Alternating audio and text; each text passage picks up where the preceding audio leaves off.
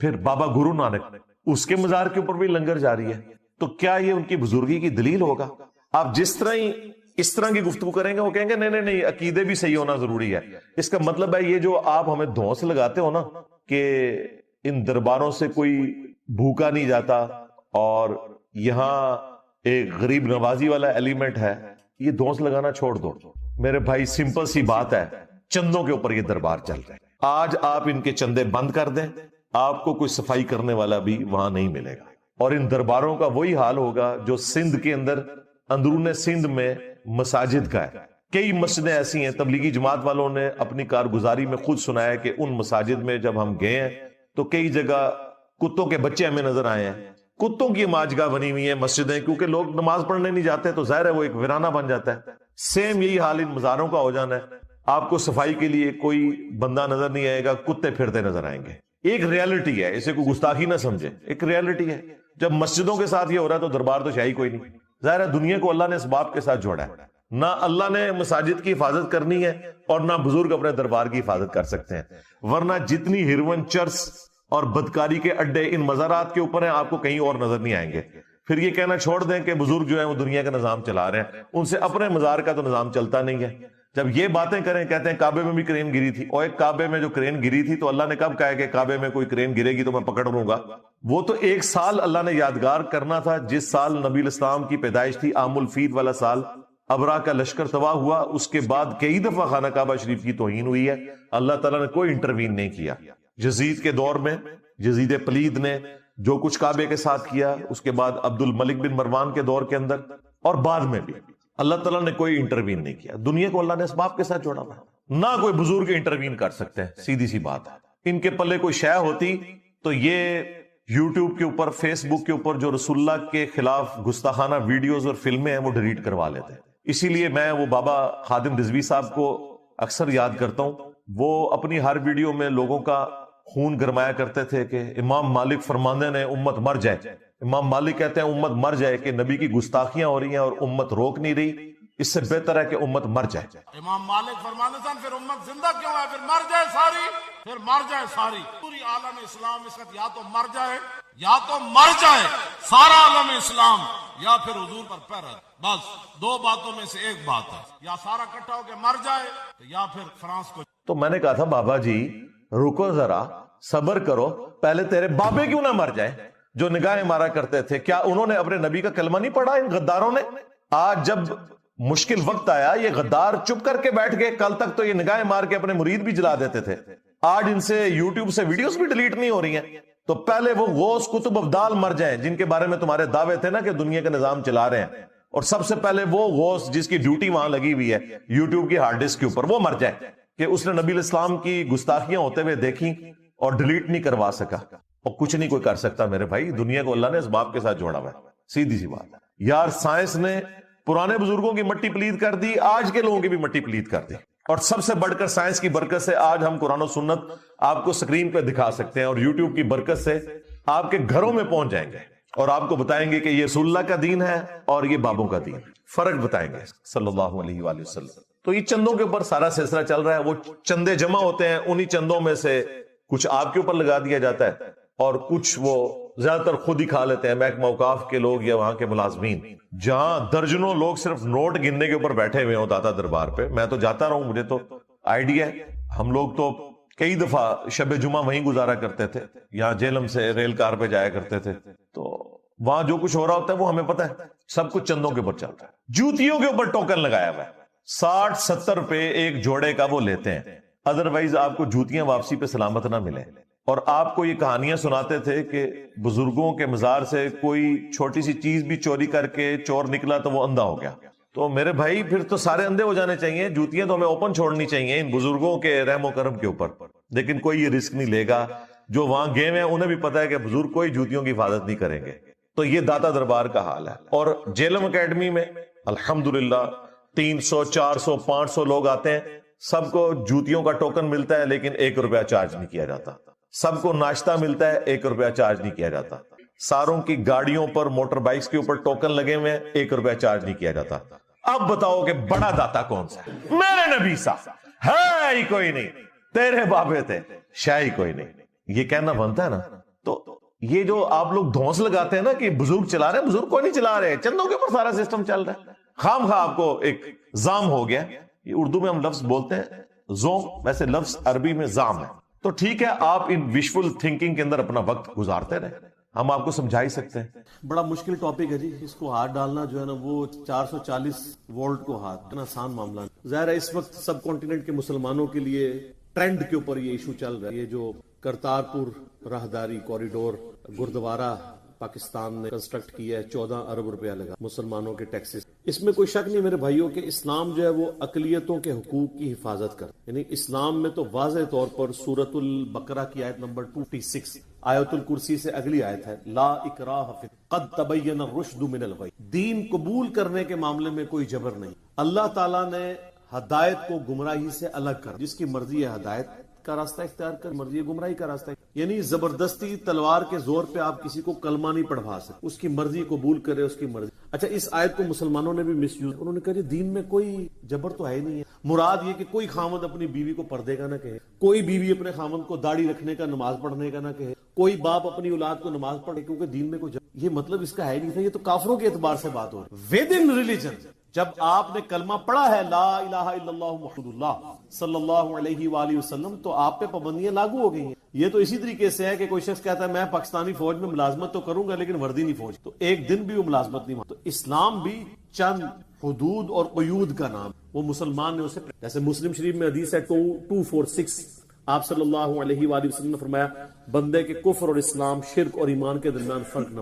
اب کوئی شخص کہتا ہے مسلمان تو ہوں لیکن اسلام میں کوئی جبر نہیں ہے، نماز پڑھنا کوئی ضرورت، تو ایسے تو نہیں. تو یہ ہے تھی کافروں کے اعتبار سے کہ انہیں گن پوائنٹ کے اوپر تلوار کے زور پہ آپ کلمہ نہیں پڑھ. اللہ نے حق اور باطل کا راستہ الگ کر دیا ہے. جس کی مرضی حق کا راستہ اختیار کرے، جو باطل کا راستہ اختیار کرنا چاہتا ہے خود ہی جہنم میں جانا چاہتا ہے، ضرور جائے. اللہ تعالیٰ کو اس حوالے سے کسی کی پرواہ نہیں ہے. لیکن یہ یاد رکھیے گا، ایسی غیر مسلم رعایا جو کسی مسلمان ملک میں رہتی ہو، اسلامی ملک تو ہم اس وقت دنیا میں کسی مسلمان، پاکستان یا سعودیہ یا ایران یا اور، اگر مسلم ملک میں کوئی غیر مسلم رعایا رہتی ہو تو ان کی جان، مال، عزت، آبرو کی ذمہ داری حکومت وقت کے اوپر. اور ایسے جو مسلمان ہیں ان کو غیر مسلموں کو ذمی کہا جاتا ہے، یعنی یہ ذمہ کرم پہ ہوتے ہیں حکمرانوں کے. اور ظاہر ہے اس کے لیے وہ جزیہ بھی دیں گے، جس کی آج کل ماڈرن فارم ٹیکسز ہیں. تو اس کے اگینسٹ حکومت وقت کی ذمہ داری ہے ان کو سیکیورٹی پرووائڈ کر، ہر اعتبار سے انہیں فیسیلیٹیٹ کر. تو یہ تو ایک بیسک رائٹ ہے جو ان کا ہے، وہ ان سے کوئی نہیں چاہیے. حتیٰ کہ صحیح بخاری میں حدیث ہے، اللہ کے محبوب صلی اللہ علیہ وآلہ وسلم فرمایا جس شخص نے کسی ذمی کافر کو نہ حق قتل، نہ حق سے مراد ہے کہ اس نے قانون ہاتھ میں، یہ نہیں ہے کہ حق قتل ہے تو وہ آپ خود کر سکتے، ہوگا جوڈیشری کے تھرو، لیکن نہ حق کوئی کسی کافر کو، ذمی کافر کو. تو بخاری کے الفاظ ہیں انٹرنیشنل کے مطابق 3166، ایسا شخص قیامت والے دن جنت کی خوشبو بھی نہیں پائے، حالانکہ جنت کی خوشبو 40 سال کی مسافت سے آ رہی ہوگی. لیکن ایسا شخص جس نے کسی ذمی کو قتل کیا، چاہے وہ کافر ہی تھا، وہ جنت میں تو داخلہ دور کی بات، اسے خوشبو بھی نہیں آئی. اس سے اندازہ لگائیں کہ غیر مسلم رعایا کے کیا حقوق ہیں مسلمان ملک کے، یہ اپنی جگہ موجود ہیں اور یہ حقوق ان سے کوئی چھین نہیں سکتا. رہا تعلق قتال کا اور جہاد کا، اور اس میں جو قرآن حکیم میں کئی آیات آتی ہیں جب کافروں سے سامنا ہو تو انہیں قتل کرو، یہ میدان جنگ کی بات ہو رہی ہے. یہ نہیں ہے کہ جدھر بھی وہ کافر نظر آئے اسے قتل کرتے ہیں. آج کل وہ سورہ توبہ کی آیات غیر مسلم مسلمانوں پہ کوٹ کرتے ہیں کہ دیکھیں جی یہ تو کہتے ہیں جہاں بھی کوئی کافر نظر آئے اسے قتل کر دو. کانٹیکسٹ اس کا آگے پیچھے پڑھتے نہیں ہے کہ وہ ایک پیس ٹریٹی توڑنے کے عوض ان کے اوپر اللہ کی طرف عہد شکنی کی سزا مسلط ہوئی تھی مشرکین عرب کو، جو انہوں نے صلح حدیبیہ کا جو معاہدہ وہ توڑ دی. تو اس حوالے سے تو آپ نے ہیومن ڈگنیٹی میں ایک غیر مسلم، چاہے وہ کرسچن ہو، جیو ہو، ہندو ہو، بدھسٹ ہو، کوئی بھی بت پرستی کیوں نہ ہو، آپ نے ہیومن ڈگنیٹی میں اس کی رسپیکٹ کرنی ہے. اس کی جان، مال، عزت، آبرو کی حفاظت ایک مسلمان حکمران کی ذمہ داری ہے، اور یہ اس کے بیسک رائٹس میں ایک مسلمان حکومت کی. تو یہ بالکل کلیئر کر لیں.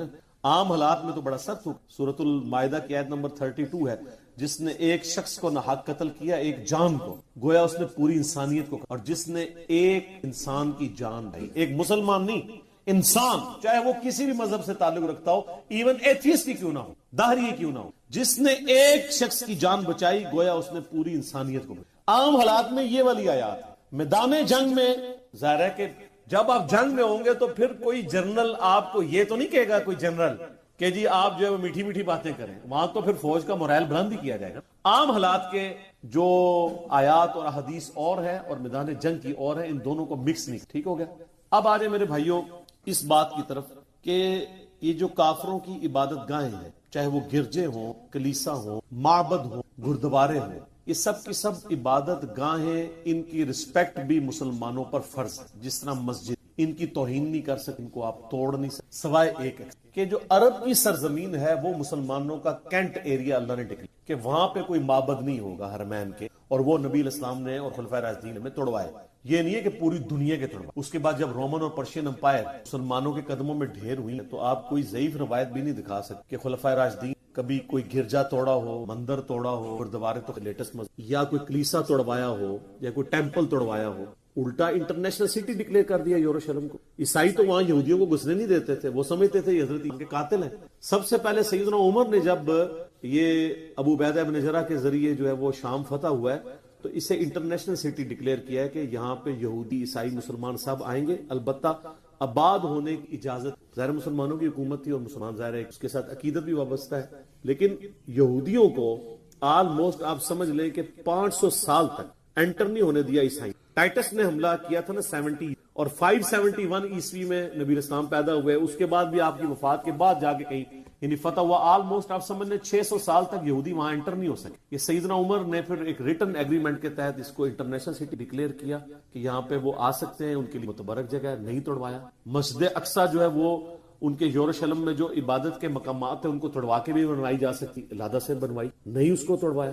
یعنی ان چیزوں کی حفاظت جو ہے وہ اللہ تعالیٰ نے خلفائے راشدین کے ذریعے کروائی ہے، نہ کہ ان کو توڑوایا۔ کینٹ ایریا کا معاملہ ڈیفرنٹ ہے، اس پہ کوئی اعتراض نہیں کر سکتا۔ آج کسی مسلمان کو اجازت ہوگی کہ وہ ویٹیکن سٹی میں جا کے کوئی مسجد بنا دے، وہ کہیں گے جی آپ ہم سے اٹلی میں اور جگہ لے لیں، ویٹیکن میں ضروری آپ نے بنانا ہے، یہ تو ہمارا کینٹ ایریا ہے۔ تو سر اسی طریقے سے حرمین ہمارا کینٹ ایریا ہے، اس میں ہم کسی کو معبد بنانے کی یا کوئی کلیسا بنانے کی یا مندر بنانے کی، بت پرستی کا اڈا کھولنے کی اجازت تو نہیں دے سکتے۔ باقی آپ نے جہاں کرنا ہے وہ آپ کریں۔ حتیٰ کہ سورہ الحج کی آیت نمبر 40 میں اللہ تعالیٰ نے فرمایا کہ اگر اللہ تعالیٰ بعض لوگوں کو بعض سے نہ ٹکراتا جنگوں کے ذریعے تو دنیا میں کوئی بھی گرجا، کوئی معبد خانہ، کوئی ٹیمپل یہ باقی نہ بچتا، نہ کوئی مسجد، جو کہ یہ وہ جگہ ہیں جو کہ اللہ کے ذکر کے لیے بنائی تھی۔ اللہ تعالیٰ نے ان ساری چیزوں کا ذکر کیا کہ گاڈ تو سب کا پیچھے ایک ہی، کلیسا کے لیے بھی، ٹیمپلز کے لیے بھی، اور اللہ تعالیٰ نے یعنی جو غیر مسلموں کے عبادت خانے تھے انکلوڈ کیا مساجد کو بھی بیچ میں کہ یہ اللہ کی عبادت کے لیے بنائے۔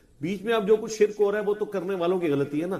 نماز میں تو سارے ایاک نعبد و ایاک نستعین نہیں پڑھ رہے ہیں نا مسلمان، باہر نکل کے بے شک بابوں کو پکارے یا کسی قبر پہ چلے جائیں، نماز میں تو سارے عبادت تو اللہ ہی کی کر رہے ہوتے ہیں۔ اس طرح غیر مسلم بھی آپ ہندوؤں سے پوچھ لیں، وہ کہیں گے اوپر بھگوان تو ایک ہی ہے۔ آپ کرسچنس کے پاس چلے جائیں وہ بھی یہی کہیں گے گاڈ ہے۔ جوز بھی، آج کے جوز تو ویسے ہی مشرک نہیں ہے، مواحد ہے۔ اور سکھ بھی آپ دیکھ لیں وہ بھی ایک گاڈ میں بلیو کرنے والے، ان میں کوئی اور چھوٹے دیوتا، بت پرستی یہ والی چیزیں اس طرح نہیں ہے کہ وہ ان بتوں کے آگے جھکنے کو جائز سمجھ۔ تو جو ہندو جھک بھی رہے وہ بھی ایک خدا میں بلیو کرنے والے۔ تو اللہ تعالیٰ نے سورہ الحج کی آیت نمبر 40 میں فرمایا کہ جہاد اور قتال کی یہ برکت ہے کہ اللہ تعالیٰ بعض کو بعض سے ٹکرواتا ہے تاکہ جو اللہ کی عبادت کے لیے جو جگہ معبد خانے بنائے گئے ہیں، عبادت کی جگہ بنائی گئی ہیں، ان کی سیفٹی اس میں ہے کہ ان کے ذریعے قتال کے ذریعے اللہ تعالیٰ ان کی حفاظت کرے، اور مسلمان اس کی نمائندہ مثال ہیں۔ جس طریقے سے پرسیکیوٹ کیا ہے رومن امپائر نے جیوز کو، یہودیوں کو، عیسائی ہونے کے سبب، تو یہ مسلمان اگر رومن امپائر پہ مسلط نہ ہوتے تو ان کی پرسیکیوشن تو آج تک جاری رہتی، تو مسلمانوں کی وجہ سے ان کو آزادی اور یروشلم جو ہے وہ اس میں ان کو دوبارہ داخلہ نہیں۔ لہذا مسلمان جو ہیں وہ ان چیزوں کو، معبد خانوں کو توڑواتے نہیں ہیں بلکہ غیر مسلم رعایا کو سیکیورٹی اس حوالے سے پرووائڈ کرتے۔ اب یہ جو کچھ ہوا ہے کرتارپور، دیکھیں اس کے اوپر تو ایز اے نیشن، پوری نیشن کی ایک سمجھ لیں ریزرویشن، چاہے کوئی اس کو ڈر کے اظہار کرے یا نہ کرے، اندر خانے آپ کسی سے بھی پوچھ، اس وقت پاکستانی نیشن اس معاملے میں اس حوالے سے ناراض کہ مسلمانوں کے ٹیکسوں کا پیسہ جو مسلمانوں سے کلیکٹ ہو 14 ارب روپے، وہ آپ نے ایک غیر مسلم عبادت خانہ بنانے پہ لگا۔ اسلام یہ تو کہتا ہے کہ غیر مسلموں کے عبادت خانے توڑے نہ جائیں، ان کی تعمیر میں رکاوٹ نہ بنے، لیکن یہ نہیں کہتا کہ ایک مسلمان حکومت مسلمانوں کا پیسہ مندر بنانے میں, اور وہ تو اناؤنسمنٹ کی ہے ہمارے فارم منسٹر نے جی 400 مندروں کو بھی ہم رینوویٹ کر رہے ہیں, مسجد کسی کا بھی نام نہیں لیا. تو میرا ایک معصومانہ سوال ہے کہ اسلام آباد میں صرف ایک شاہ فیصل مسجد آپ نے بنوائی ہے, جو بھی آپ کو وہ بھی نہیں توفیق ہوئی, وہ بھی سعودیہ نے پیسہ دیا, ورنہ اس مسجد کا نام تھا قومی جامع مسجد, وہ چونکہ عرب سے پیسہ ہے تو اس کا نام رکھ دیا گیا شاہ فیصل مسجد. ایک مسجد اسلام آباد میں حکومت نے نہیں بنوائی. پلاٹ ضرور دیے ہیں, مسجد تو لوگوں نے خود بنائی ہے, بریلوی, دیوبندی, اہل حدیث, شیعہ سے آپ جا کے پوچھ لیں, کوئی ایک مسجد انگلی رکھے ہے کہ حکومت ہم نے یہ مسجد. اور دوسری طرف صرف 5000 سکھ خاندان ہیں, ان کا آپ 100 سال کا بھی ٹیکسز کا پیسہ اور جزیہ جمع کریں تب بھی 14 ارب روپیہ. آپ کیا سمجھتے ہیں 14 ارب کتنی رقم ہے؟ اگر 1 لاکھ آپ روزانہ کا خرچ کریں تو 25 سے 30 سال چاہیے 1 ارب کو ختم کرنا. یہ جا کے گھر گن لیں, 1 لاکھ روز کا, مہینے کا نہیں. اب وہ جناب وہ سلائیڈیں چلا رہے ہیں جی, وہ جی ہم نے $20 قیمت رکھی ہے, 5000 لوگ روزانہ آئیں گے, اور اس کو ٹورزم کا نام دے رہے ہیں. ٹورزم کریں, ہمیں تو اس میں کوئی حرج نہیں. ہم یہ کہتے ہیں کہ آپ کفر و شرک کے اڈے کیوں بات کر رہے ہیں, اور ہم یہ درباروں پہ بھی یہی کہیں گے. مسلم شریف میں حدیث ہے, نبی علیہ السلام نے منع فرمایا ہے قبروں کو پکا کرنے سے, قبروں پر عمارت بنانے سے, اور قبروں پر بیٹھنے سے. لائیو بیٹھنا بھی بے حرمتی ہے, اور اس پہ مجاور بن کے بیٹھنا. اور یہ معذرت کے ساتھ محکمہ اوقاف جو ہے یہ دربار بنا کے اس کو بھی انکم, جہاں پہ غیر شرعی افعال ہو رہے ہیں. دربار پھر کہتے ہیں جی وہ سنت طریقہ دربار پہ جانے کا, دربار بنانا ہی غلط ہے. آج میرا ٹاپک نہیں, آپ یوٹیوب پہ جا کے اس حوالے سے آپ لکھیں نا, قبریں, مزارات, گنبد خضرا, اس حوالے سے میرے کئی کلپس, لاکھوں لوگوں نے وہ کلپس دیکھے. میں آج میں اس ٹاپک کی کرنا چاہتا ہوں. لیکن یہ گردوارے بنوانا, مندروں کو رینوویٹ کرنا, دوسری طرف مسلمانوں کی یہ حالت ہے. اب میرا ایک معصومانہ سوال ہے کہ اس وقت جو کشمیر میں 9 لاکھ فوج لگائی ہوئی ظالم انڈین آرمی نے, اس میں سے 2 لاکھ سکھ ہیں. تو یہ گردوارے کے افتتاح کے بعد تو انہوں نے بیلٹیں اتار کے تو انڈین گورنمنٹ کے حوالے کر دی ہوں گی نا. پاکستانی گورنمنٹ نے ہمارا اتنا ساتھ دیا ہے تو ہم یہ 2 لاکھ لوگ جو ہیں وہ ابھی نوکری سے ریزائن کرتے ہیں. ہم بھی پاکستان, کوئی آئیے خبر, الٹا وہ پوسٹیں بنائی ہوئی جی, روز کے $20 بنے, مہینے کے اتنے, سال کے اتنے, 5000 بندہ آئے گا, اور ادو آئے گا ویکھا جائے گا 5000 روز دا. 5000 روز ہے, تھوڑی ایویں پرسیپشن ہی غلط ہے. ایڈے ویلے نہیں بیٹھے, کو ارباں چ نہیں نے کہ 5000 روز دے آن گے. وہ مکہ مدینہ ہی ہے جدھر اتنے لوگ جانے کے لیے تیار ہوتے ہیں. سال بعد, اور سال بعد جو آمدن ہونی تھی وہ فری رکھ دی, وہ فری ہے, اور باقی بھی سارے انڈیا کے تھرو آ رہے ہیں. انڈین اکانومی کو ضرور زیادہ فائدہ ہوگا, ہمیں بھی تھوڑا بہت ہوئے گا. لیکن سر یہ 14 ارب آپ جب پورا کریں گے تو پتہ چلے گا یہ 14 ارب پورا کب ہوگا جو آپ نے لگا. ویسے تو آپ بے شک کیلکولیشن کرتے ہیں, لیکن پریکٹیکل گراؤنڈ ریئلٹیز اس سے بالکل. تو شرعی مسئلہ اگر آپ پوچھیں, جذباتی ڈاکٹرائن کو رکھیں سائیڈ پہ. آپ نے اللہ کو جان دینی ہے, میں نے بھی اللہ کو جان دینی ہے, لیکن وہ افریدی صاحب والی اللہ کو جان نہیں دینی, جھوٹی قسم دی, یعنی وہ سلوگن کے طور پہ. صحیح والی اللہ کو جو جان دے,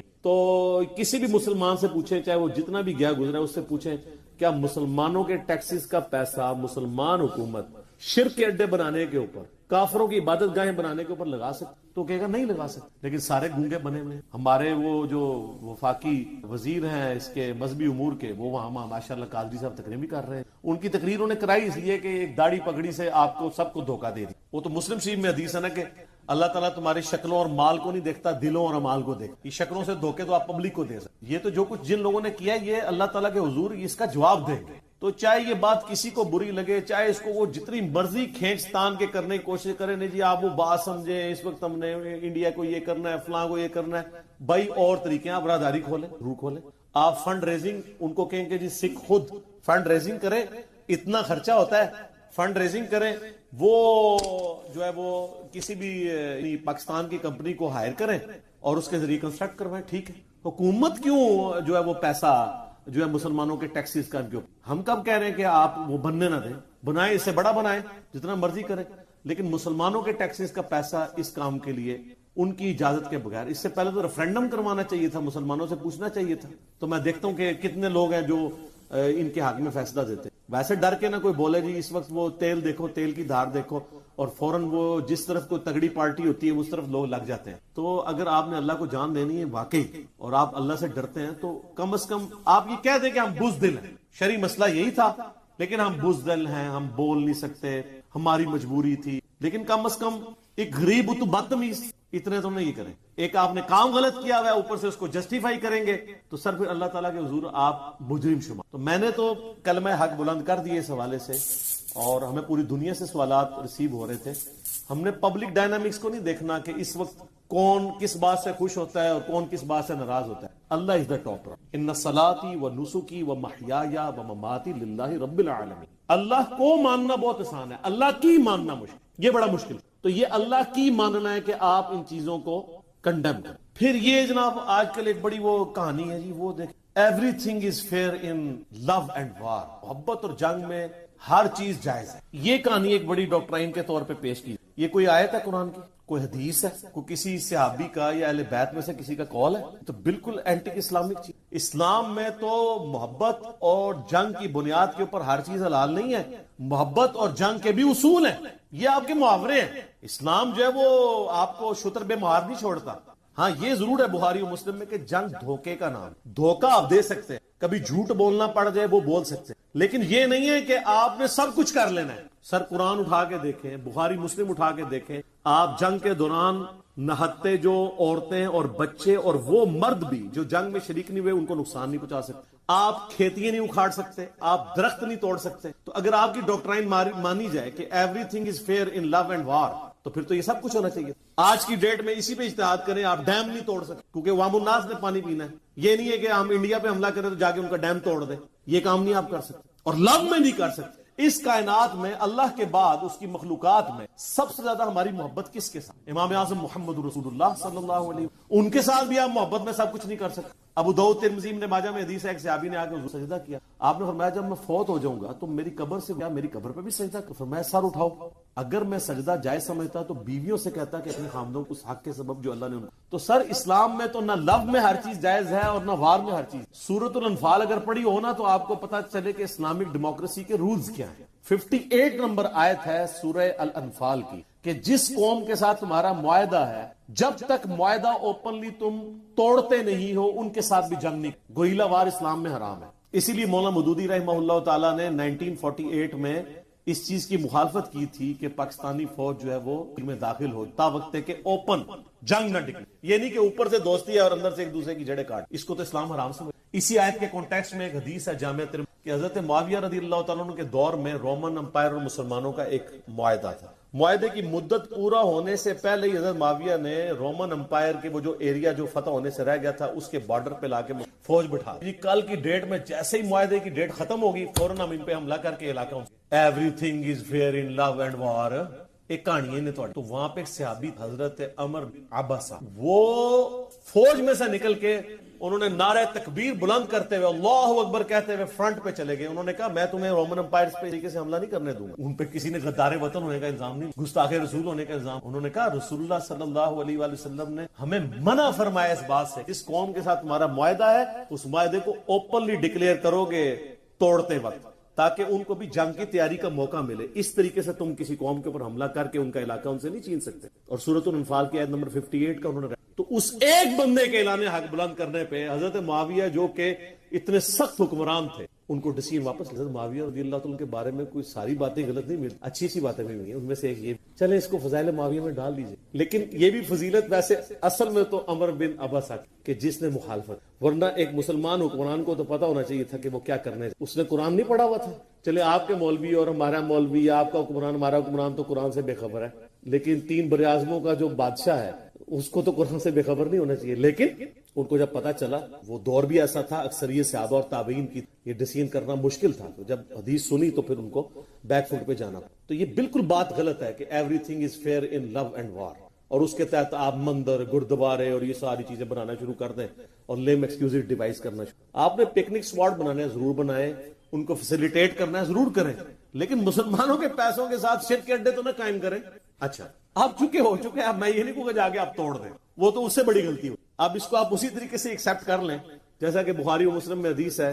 اما عائشہ سے نبی علیہ السلام نے بارہا فرمایا, عائشہ تیری قوم نئی نئی جہالیت سے نہ پھری ہوتی نا تو میری خواہش تھی کہ میں خانہ کعبہ کو ابراہیمی بنیادوں پہ دوبارہ تعمیر کر دیتا اور حتیم کو توڑ کے کعبے میں داخل کر کے اس کو ریکٹینگولر شیپ میں واپس کر, لیکن مجھے پھر اور خانہ کعبے کا دروازہ بھی نیچے کر دیتا تاکہ عام آدمی بھی. پھر مجھے خطرہ ہے کہ لوگ کہ کعبہ ہی توڑ دیا, تو پھر آپ نے ارادہ ترک کر. بیچ میں ایک دفعہ حضرت عبداللہ ابن زبیر نے یہ دوبارہ کیا, پھر حجاج ابن پھر ریورس کر دیا. وہ آج تک حتیم باہر ہے حالانکہ وہ کعبے کا حصہ, لیکن نبی علیہ السلام نے فتنے سے بچا. تو قرآن میں بھی ہے کہ فتنہ جو ہے وہ قتل سے بھی بڑھ کر, کیونکہ اس سے پھر ایک پورا سے. تو اب یہ نہ ہو کہ مجاہدین جو ہے وہ وہاں پہ پہنچ جائیں, اس کو کرتارپور بارڈر کے اوپر اس کو توڑ روڑنے کے لیے یہ وہ تو اس سے بڑا ظلم ہوگا. 14 ارب پہلے لگ گیا وہ 14 ارب بھی اونٹ روڑنا ہے. اونٹ جو کچھ ہو گیا. آندہ کے لیے یہ ہمارا کام تھا کہ ہم چیزوں کو ہائی لائٹ کریں کہ اب یہ جو باقی لوگ آپ نے کام کرنے ہیں نا, تو ذرا مسجدوں کی بھی خیر خبر لیں, مسجدوں کے اوپر بھی کوئی پیسہ لگائیں. مسلمانوں کی جو عبادت گاہیں ہیں, مزارات پہ بے شک نہ لگائیں آپ, وہ تو غیر شرعی فعل ہے. لیکن جو مساجد ہیں ان کے اوپر تو پیسہ لگائے گورنمنٹ. پرانی جو مساجد ہیں ان کی رینوویشن کریں, بجائے آپ باقی لوگوں کو. یہاں پہ شاہ فیصل مسجد بھی ہے, پچھلے دنوں قالین کتنے سالوں کے بعد 15-20 سال کے بعد وہ چینج ہوا ہے. خیر چینج ہوئے بھی اب 3-4 سال ہو گئے. وہ بھی کسی غیر مسلم ملک نے گفٹ کیا ہے قالین. پاکستانی حکومت نے بجٹ میں سے اس میں پیسہ نہیں لگایا, وہ بھی غیر مسلم ملک نے کیا گفٹ, تو انہوں نے پھر وہ پرانا قالین اٹھا کے نیا قالین اس. تو ان معاملات کو اس طریقے سے دیکھنے کی کوشش کرنی چاہیے. اور دوسرا یہ جو آپ لوگوں نے کرتارپور بارڈر کے اوپر پاسپورٹ کی شرط ختم کر, یہ کتنا خطرناک کھیل کھیلا جاتا. یعنی کوئی بھی بندہ اس طرف انٹر ہو جائے, آپ لاکھ اس کے ایکسکیوزز. یار مسلمانوں کا جو انٹرنیشنل سٹی ہے مکہ اور مدینہ, وہاں تو ہم پاسپورٹ کے ساتھ جاتے ہیں. آپ کون سا انٹرنیشنل سٹی بنانا چاہتے ہیں ایسا کہ جس میں پاسپورٹ کی شرط بھی آپ ختم, کل کو کوئی بھی گھس جائے. اور اس کی جو مذمت جو ہے وہ اکثر پارلیمنٹیرینز نے کی ہے, اور امید ہے یہ والا ڈیسیژن ریورس ہو جائے گا. یہ پاسپورٹ سے تو آپ جان نہیں چھوڑا. اور اس میں ایک موسٹ کریٹیکل بات وہ ہے جو اس وقت پوری پاکستانی قوم اور خصوصاً جو مذہبی طبقہ ہے وہ سخت پریشان ہے کہ یہ کرتارپور بارڈر کے ذریعے آپ کہیں قادیانیوں کو تو فیسیلیٹیٹ نہیں. جو شورش کاشمیری نے 70s میں کتاب لکھی تھی ختم نبوت کے دفاع کے اوپر, اس میں انہوں نے اس وقت ہائی لائٹ کیا تھا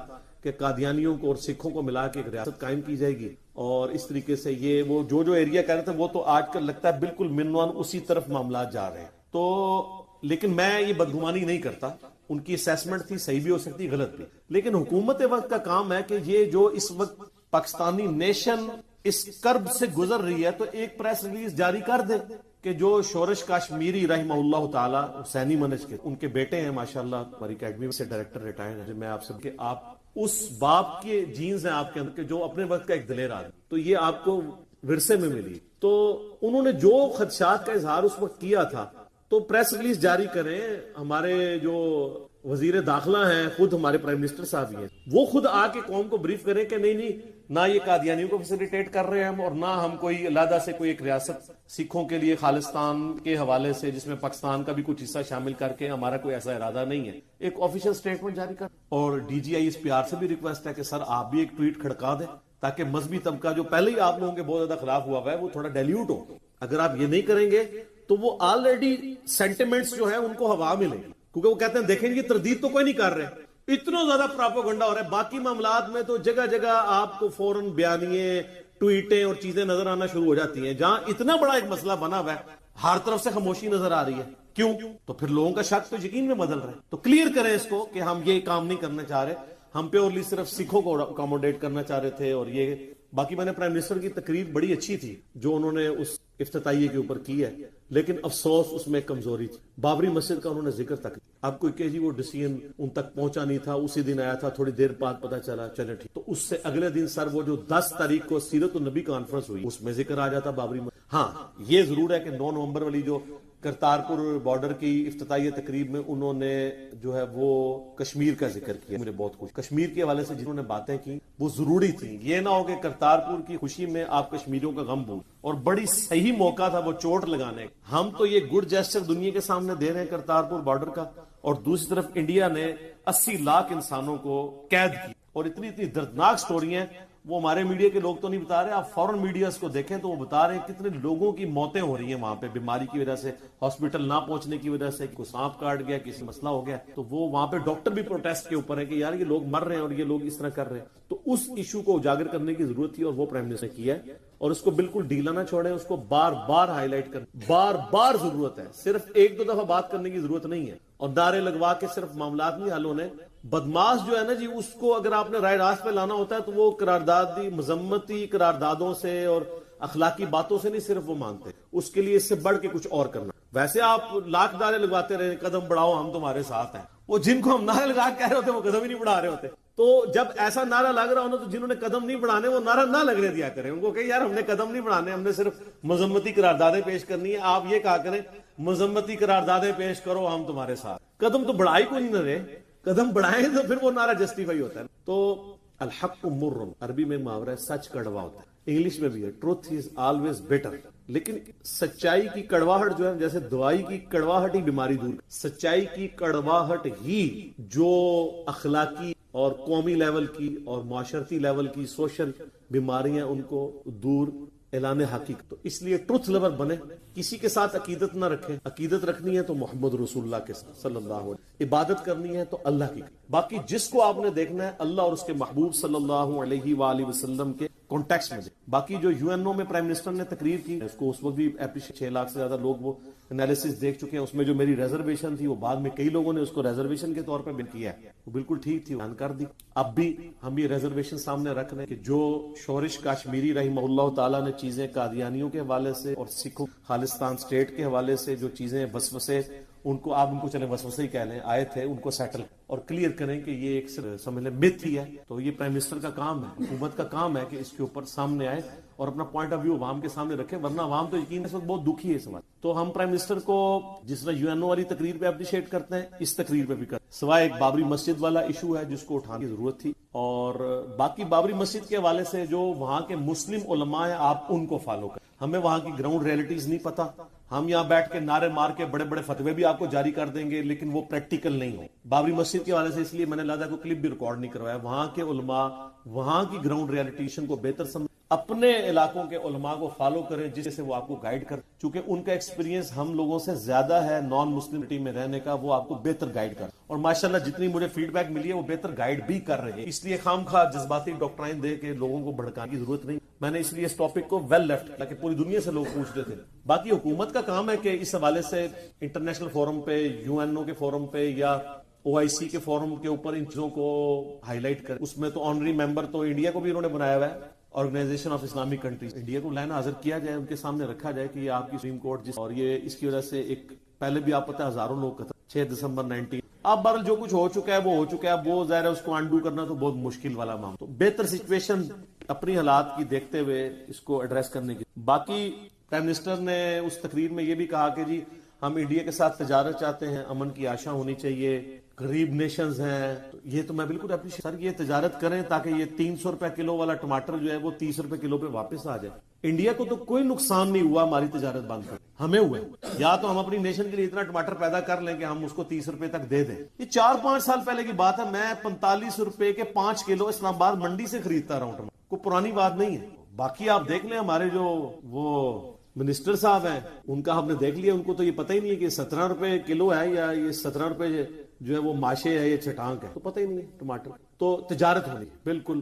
میں پہلے دن سے اس حق میں ہوں کہ پاکستان اور انڈیا کے درمیان امن ہونا چاہیے. یہ یعنی اتنی بڑی دنیا کی آبادی یہاں رہ رہی ہے، 1/5 آف ورلڈ یہاں پہ رہ، اور صرف ایک کشمیر کے ایشو کی وجہ سے یہ آپس میں اس کو سیٹل کریں یا اس ایشو کے ساتھ رہتے ہوئے امن کی آشا کو قائم کریں. اور یہ پچھلے تقریباً آپ سمجھ لیں آلموسٹ 8-9 سال سے تو بہت تیزی سے اس کے ہمارے ریاستی اداروں نے باقاعدہ یہ کمپین چلوائی میڈیا کے ذریعے کہ جی انڈیا پاکستان. آپ کو تو یہ کہانی کروا دیتے ہیں نا لوگ کہ جی وہ جی کچھ چینلز جو ہیں وہ انڈیا سے پیسہ لے کے تو امن کی آشا کی یہاں کمپین چلا رہے ہیں. وہ انڈیا سے نہیں پیسہ لیا سر، وہ ہمارے اداروں نے ہی چلوائی تھی. اب اگر کوئی ٹروتھ لور ہے تو اس کو بات سمجھ آنی چاہیے. میں اس پہ بول سکتا ہوں لیکن پھر وہ یہ کیمرہ متحمل نہیں کہ لوگ سچ سنیں. اس کے لیے صرف اتنا ہی کافی ہے کہ جو پی ٹی آئی کے چند سنجیدہ ترین لوگ ہیں ان میں سے ایک اسد عمر صاحب بھی. اسد عمر صاحب کو اسی ایک بڑے ٹی وی چینل نے بلایا تھا. انہوں نے آن ایئر یہ بات کی کہ ہاں کوئی انڈیا فنڈنگ نہیں کر رہا امن کی آشا کے لیے، بلکہ پاکستان کے بڑے بڑے تاجروں نے فنڈ کیا تھا اور ریاستی اداروں کی مرضی سے یہ جیو چینل کے اوپر امن کی آشا والا معاملہ تھا. میں کوئی جیو چینل کا کوئی اس حوالے سے ان سے کوئی پے نہیں لے رہا، لیکن میری مجبوری ہے کہ میرے مخالف بھی اگر صحیح بات کریں نا مجھے اس کا ساتھ دینا. باقی جو جیو چینل نے حامد میر صاحب پہ حملے کے بعد جو کمپین چلائی جس طریقے سے، میں اس کو 100% کنڈیم. وہ کوئی ایٹیچیوڈ نہیں تھا جو انہوں نے اس وقت کیا اور وہ آج تک اس حوالے سے زیر عتاب ہے. لیکن امن کی آشا والا جو معاملہ تھا یہ تو سب کچھ مرضی سے ہوا اور اس وقت کے D G I S I بھی اس میں شامل تھے اور وہ ان چیزوں کو آن کر. لیکن بعد میں آپ کو پتا ہے بیچ میں لڑانے بڑکانے والے لوگ بھی ہوتے ہیں. تو امن کی آشا کو ہم سپورٹ کرتے ہیں، ہونی چاہیے. ہم 2 نیوکلیر پاورز اس چیز کی متحمل نہیں ہے کہ آپس میں لڑتے مرتے رہیں اور ہماری جو آنے والی نسلیں ہیں وہ غربت کا شکار. میں بار بار کہوں گا ٹروتھ لور بنے. تلخی سچائی کے اندر ہوتی ہے، اس کو سننا اور اپنی اصلاح کرنا. میں جو اللہ کے فضل سے آج اوپینین سامنے رکھتا ہوں تو میں ان ساری فیزز سے گزرا ہوں اور اب بھی گزرتا ہوں. چاہے میرے مزاج کے خلاف بھی کوئی بات ہو، اگر وہ सच हो ना, मैं उसको एक्सेप्ट करता हूँ और कोशिश करता हूँ कि आप लोगों को कन्वे करो। यानी ये इस वक्त अल्लाह के फजल से एक लीडिंग प्लेटफॉर्म है मुसलमानों को एक विजन देने की। तो यहां से सच्चाई का विजन जाना चाहिए, झूठ पर मबनी जज्बाती डॉक्ट्राइन, गद्दार वतन, गुस्ताख रसूल, इस किस्म के फतवाबाजी वाली बात नहीं जानी चाहिए। जो सच्ची बात है वो करें और इस्लाह की कोशिश करें बजाय किसी को बदनाम करें। बाकी वो प्राइम मिनिस्टर से थोड़ा सा उसमें तकरीर में ऐसे मसले हुए हैं जिसकी वजह से उलमा उनसे बड़े। उन्होंने जो करतारपुर को मदीना शरीफ तशबीह दी है, वो आपको पता है ना, वो कहते हैं ये इसी तरीके से है कि हम रोजा शरीफ दूर से देख रहे हो, जा ना सकते हो, तो ये सिख भी इंडिया से देख रहे होते हैं लेकिन आ नहीं सकते थे। इस पे उलमा कह रहे हैं जनाब ये देखें। तो ये उलमा की इस तरह की दर्जनों मिसालें कुरान बुखारी मुस्लिम, इनको अगर आप इस तरीके से मिसालों को लेके अगर आप फतवाबाजी करेंगे तो आपके फतवे कहां तक। बुखारी और मुस्लिम दोनों में हदीस है कि कुर्बे क़यामत में दीन मक्के और मदीने में इस तरह वापस आ जाएगा जैसे सांप अपने बिल में वापस आ। तो इस पे आप ये कहेंगे कि नबी इस्लाम ने दीन इस्लाम को सांप के साथ तशबीह दे दी है। सांप तो बड़ा आराम जानवर भी है और बड़ा नुकसान पहुंचाने वाला है। नहीं, सांप जिस तरह अपनी सेफ्टी के लिए बिल में वापस आता है ना, इस्लाम अपनी सेफ्टी के लिए मक्के मदीने में वापस आया। सेफ्टी के एतबार से रिजेम्बलेंस बात की जा रही है। ये नहीं है कि इस्लाम को किसी ने सांप कह दिया, और कहने वाला कौन है? नबी इस्लाम।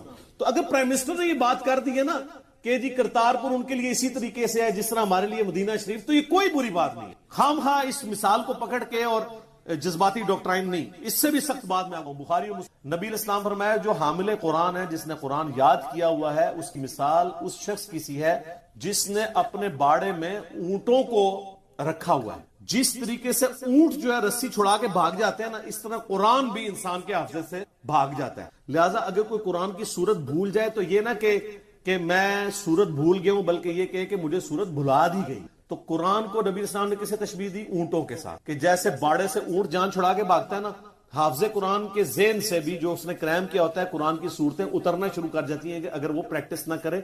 अब कुरान तो गैर मखलूक है, अल्लाह की सिफ्त है, और उसको नबी इस्लाम तशबीह किससे दे रहे हैं? ऊंट से। तो अब प्राइम मिनिस्टर की मिसाल तो छोटी रहेगी, लेकिन आपको इधर चंद एक मौलवी मुसल्लत हुए हैं पाकिस्तानी नेशन, वो तकरीरों में तकरीरें कर रहे हैं और वो इस किस्म की मिसालें, वो क्या कर रहे हैं? वो एक्स्ट्रा जुडिशियल किलिंग पे उबार रहे हैं आवाम को कि कोई जो है वो नारे तकबीर पढ़ के प्राइम मिनिस्टर पे चढ़ दौड़े। इसीलिए चाह रहे हैं ना। फिर एक चीज बहरहाल मिस हैंडल हुई है कि प्राइम मिनिस्टर साहब वहां पे तो जनाब इतना प्यारा सफेद रुमाल बांध के बैठे हुए थे, और उससे अगले दिन सीरत नबी कॉन्फ्रेंस में अब रहे जो छोटे छोटे उलमा हैं, जिस तरह के हजरत मुआज अल्लाह नाश्ते वाली सरकार हैं। अब देखें उस बंदे का अपना लेवल यह है कि साजिद मीर साहब रहीमहुल्लाह ताला ने उसे अपनी तंजीम से बाहर निकाला हुआ है, और वो कहता है मैं अपने नुमाइंदे लिख के दे देता हूं।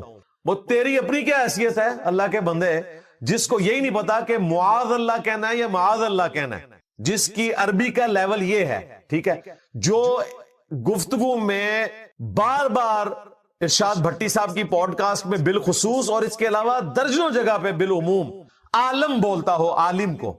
यही मेरा सवाल है कि आप में और इमरान खान के ट्रोल करने वाले हामियों में क्या फर्क है? हाँ, मैंने कहा मिर्जा जहलवी को, मैंने किसी उलमा की जमात को नहीं कहा। ये वो आलम नहीं। अब बात सुना, तो ये साबित कर दे आलम है वो आपके ख्याल में? मैं तो नहीं आलम मानता ना। अगर मैं उसको आलम मानता होता, अगर मैं उसको आलम मानता होता तो मुफ्ती आजम अल अज़हर होते तो मैं एहतराम कर लेता। आप भी एक राय है ना आपकी। आलिम कहते हैं इल्म वाला, आलम कहते हैं दुनिया, तो वाकईतन ये ज्यादातर आलम ही है। तो वो आलम बोलता हो, यानी ये मैं इसलिए कोई गलती नहीं निकाल रहा कि मैं ये कहूं कि इसे अरबी नहीं आती, कोई फर्क नहीं पड़ता, बात तो ठीक तरीके से की जाए।